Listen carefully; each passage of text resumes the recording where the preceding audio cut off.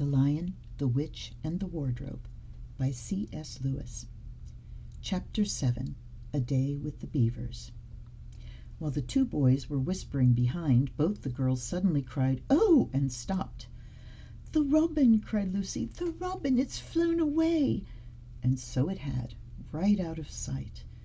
"And now what are we to do?" said Edmund, giving Peter a look which was as much as to say, "What did I tell you?" "Shh! Look!" said Susan. "What?" said Peter. "There's something moving among the trees over there to the left." They all stared as hard as they could, and no one felt very comfortable. "There it goes again," said Susan presently. "I saw it that time too," said Peter. "It's still there. It's just gone behind that big tree."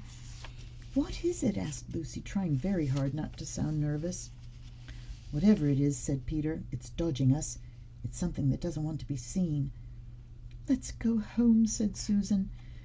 And then, though nobody said it out loud, everyone suddenly realized the same fact that Edmund had whispered to Peter at the end of the last chapter. They were lost. "What's it like?" said Lucy. It's a kind of animal," said Susan. And then, look, quick, there it is." They all saw it this time, a whiskered, furry face which had looked out at them from behind a tree. But this time it didn't immediately draw back. Instead, the animal put its paw against its mouth, just as humans put their finger on their lips when they are signaling to you to be quiet. Then it disappeared again. The children all stood holding their breath. A moment later the stranger came out from behind the tree, glanced all round as if it were afraid someone was watching, said "Hush!" made signs to them to join it in the thicker bit of wood where it was standing, and then once more disappeared.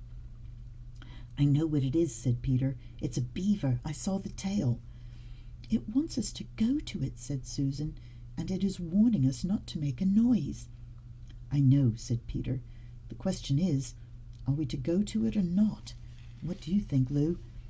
"I think it's a nice beaver," said Lucy. "Yes, but how do we know?" said Edmund. "Shan't we have to risk it?" said Susan. "I mean, it's no good just standing here, and I feel I want some dinner." At this moment the beaver again popped its head out from behind the tree and beckoned earnestly to them. "Come on," said Peter. "Let's give it a try. All keep close together. We ought to be a match for one beaver if it turns out to be an enemy." So the children all got close together and walked up to the tree and in behind it, and there, sure enough, they found the beaver. But it still drew back, saying to them in a hoarse, throaty whisper, "Further in, come further in, right in here. We're not safe in the open." Only when it had led them into a dark spot where 4 trees grew so close together that their boughs met and the brown earth and pine needles could be seen underfoot because no snow had been able to fall there, did it begin to talk to them. "Are you the sons of Adam and the daughters of Eve?" it said. "We're some of them," said Peter. "Shh!" said the beaver. "Not so loud, please. We're not safe even here." "Why, who are you afraid of?" said Peter. "There's no one here but ourselves." "There are the trees," said the beaver. "They're always listening. Most of them are on our side, but there are trees that would betray us to her. You know who I mean." And it nodded its head several times. "If it comes to talking about sides," said Edmund, "how do we know you're a friend?" "Not meaning to be rude, Mr. Beaver," added Peter, "but you see, we're strangers." Quite right," said the beaver. "Here is my token." With these words it held up to them a little white object. They all looked at it in surprise till suddenly Lucy said, "Oh, of course, it's my handkerchief, the one I gave to poor Mr. Tumnus." "That's right," said the beaver. "Poor fellow, he got wind of the arrest before it actually happened and handed this over to me. He said that if anything happened to him, I must meet you here and take you on to—" Here the beaver's voice sank into silence, and it gave 1 or 2 very mysterious nods.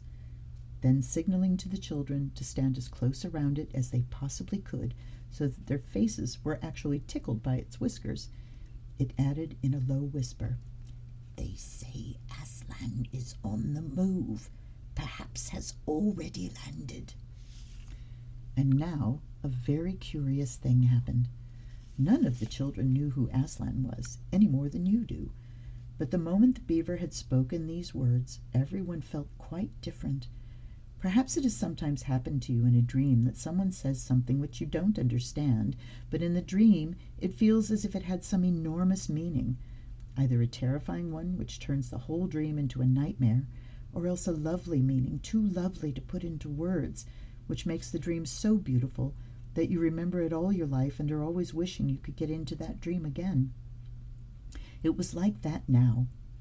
At the name of Aslan, each one of the children felt something jump in its inside.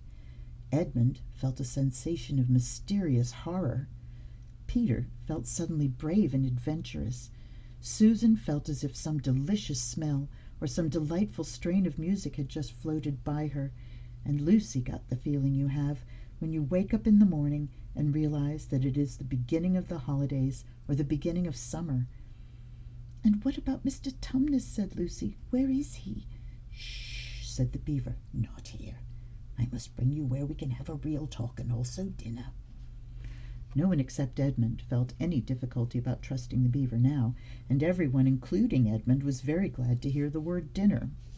They therefore all hurried along behind their new friend, who led them at a surprisingly quick pace, and always in the thickest part of the forest, for over an hour. Everyone was feeling very tired and very hungry when suddenly the trees began to get thinner in front of them, and the ground to fall steeply downhill. A minute later they came out under the open sky. The sun was still shining, and found themselves looking down on a fine sight. They were standing on the edge of a steep, narrow valley, at the bottom of which ran, at least it would have been running if it hadn't been frozen, a fairly large river. Just below them a dam had been built across this river, and when they saw it everyone suddenly remembered that of course beavers are always making dams, and felt quite sure that Mr. Beaver had made this one. They also noticed that he now had a sort of modest expression on his face, the sort of look people have when you are visiting a garden they've made or reading a story they've written. So it was only common politeness when Susan said, "What a lovely dam!"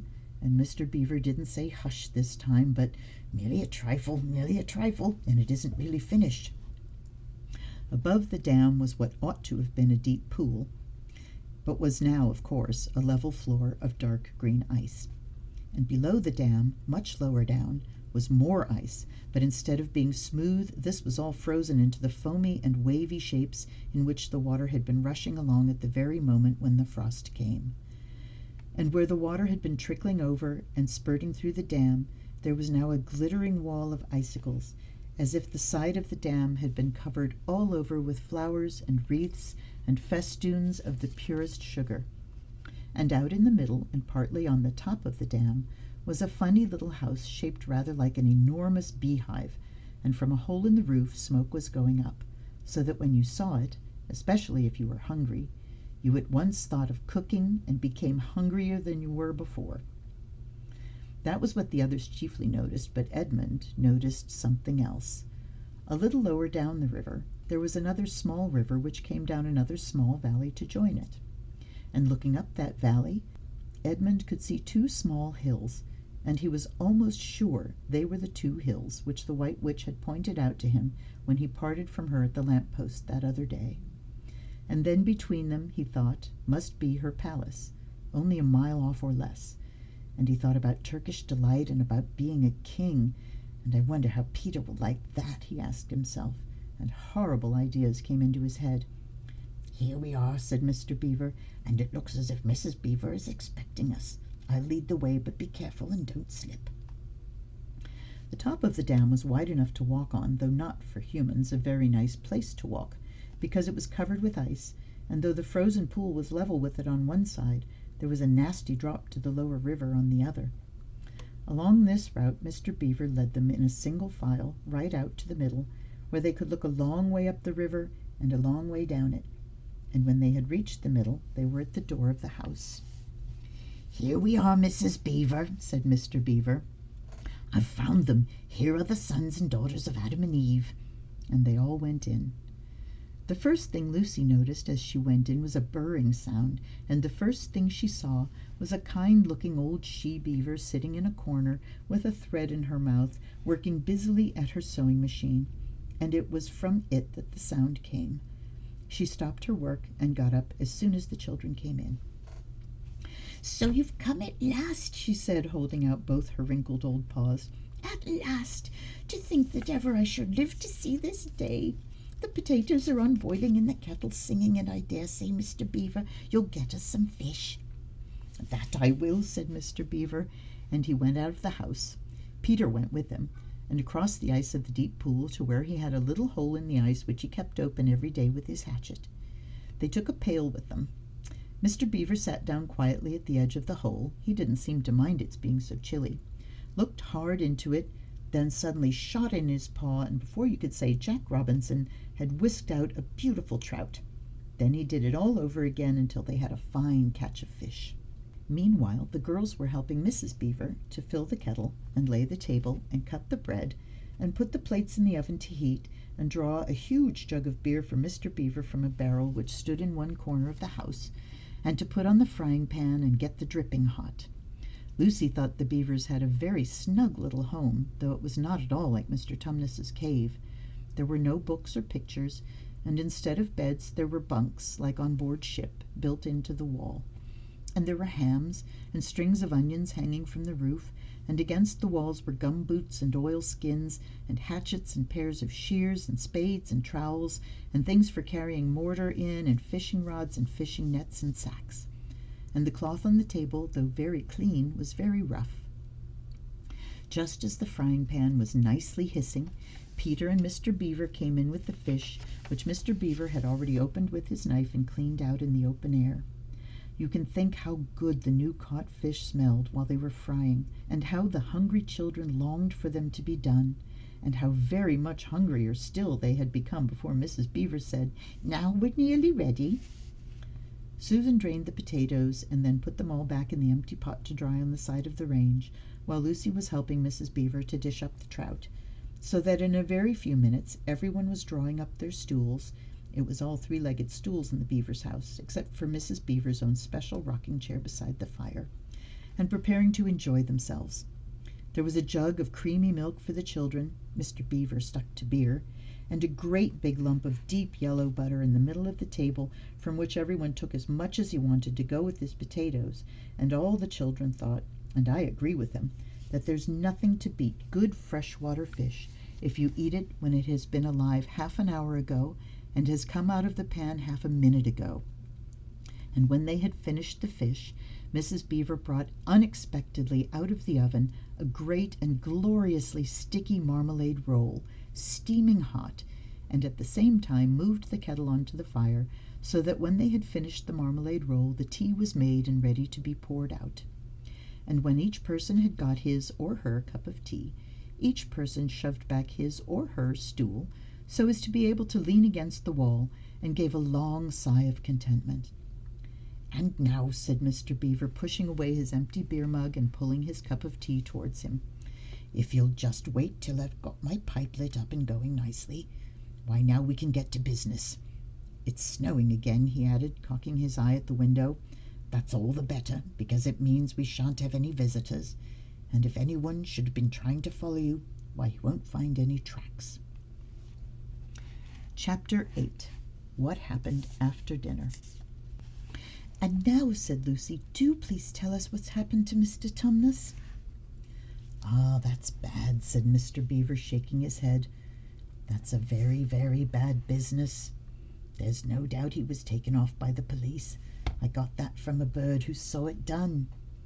"But where's he been taken to?" said Lucy. "Well, they were heading northwards when they were last seen, and we all know what that means." "No, we don't," said Susan. Mr. Beaver shook his head in a very gloomy fashion. "I'm afraid it means they were taking him to her house," he said. "But what'll they do to him, Mr. Beaver?" gasped Lucy. "Well," said Mr. Beaver, "you can't exactly say for sure. But there's not many taken in there that ever comes out again. Statues, all full of statues, they say it is, in the courtyard and up the stairs and in the hall. People she's turned," he paused and shuddered, "turned into stone." "But Mr. Beaver," said Lucy, "can't we? We must do something to save him. It's too dreadful, and it's all on my account." "I don't doubt you'd save him if you could, dearie," said Mrs. Beaver. "But you've no chance of getting into that house against her will and ever coming out alive." "Couldn't we have some stratagem?" said Peter. "I mean, couldn't we dress up as something, or pretend to be peddlers or anything, or watch till she was gone out, or hang it all, there must be some way. This fawn saved my sister at his own risk, Mr. Beaver. We can't just leave him to have that done to him." "It's no good, son of Adam," said Mr. Beaver. "No good your trying, of all people. But now that Aslan is on the move—" "Oh, yes, tell us about Aslan," said several voices at once. For once again that strange feeling, like the first signs of spring, like good news, had come over them. "Who is Aslan?" asked Susan. "Aslan?" said Mr. Beaver. "Why, don't you know? He's the king. He's the lord of the whole wood, but not often here, you understand. Never in my time or my father's time. But the word has reached us that he has come back. He is in Narnia at this moment. He'll settle the White Queen all right. It is he, not you, that will save Mr. Tumnus." "She won't turn him into stone too," said Edmund. "Lord love you, son of Adam, what a simple thing to say," answered Mr. Beaver with a great laugh. "Turn him into stone! If she can stand on her 2 feet and look him in the face, it'll be the most she can do, and more than I expect of her. No, no. He'll put all to rights, as it says in an old rhyme in these parts. Wrong will be right when Aslan comes in sight. At the sound of his roar, sorrows will be no more. When he bares his teeth, winter meets its death, and when he shakes his mane, we shall have spring again. You'll understand when you see him." "But shall we see him?" asked Susan. "Why, daughter of Eve, that's what I brought you here for. I'm to lead you where you shall meet him," said Mr. Beaver. Is he a man?" asked Lucy. "Aslan a man!" said Mr. Beaver sternly. "Certainly not. I tell you he is the king of the wood and the son of the great emperor beyond the sea. Don't you know who is the king of beasts? Aslan is a lion, the great lion." "Oh," said Susan, "I'd thought he was a man. Is he quite safe? I shall feel rather nervous about meeting a lion." "That you will, dearie, and no mistake," said Mrs. Beaver. "If there's anyone who can appear before Aslan without their knees knocking, they're either braver than most or else just silly." "Then he isn't safe," said Lucy. "Safe!" said Mr. Beaver. "Don't you hear what Mrs. Beaver tells you? Who said anything about safe? Course he isn't safe.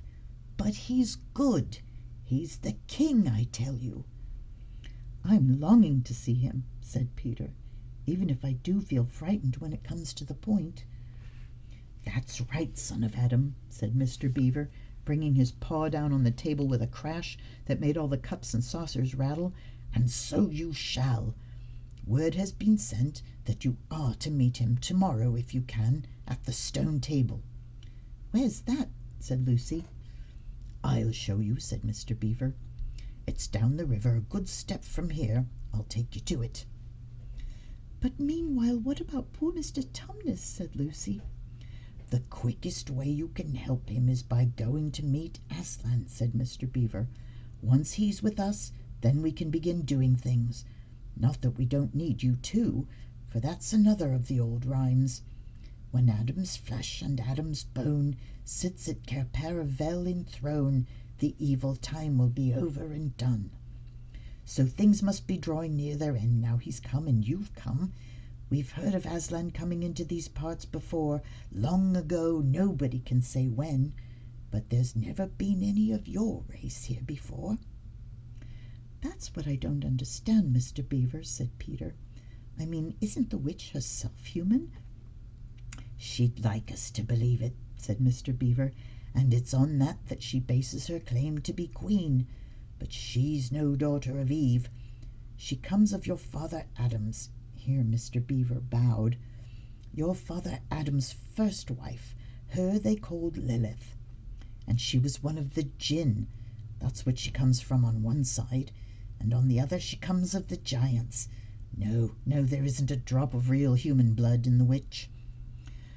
"That's why she's bad all through, Mr. Beaver," said Mrs. Beaver. "True enough, Mrs. Beaver," replied he.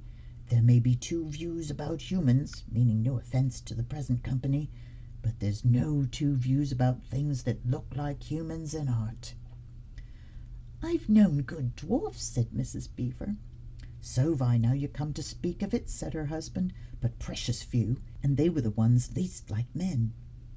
But in general, take my advice when you meet anything that's going to be human and isn't yet, or used to be human once and isn't now, or ought to be human and isn't, you keep your eyes on it and feel for your hatchet.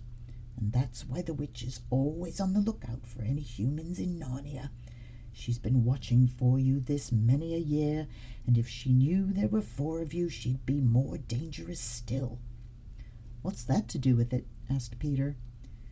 "Because of another prophecy," said Mr. Beaver.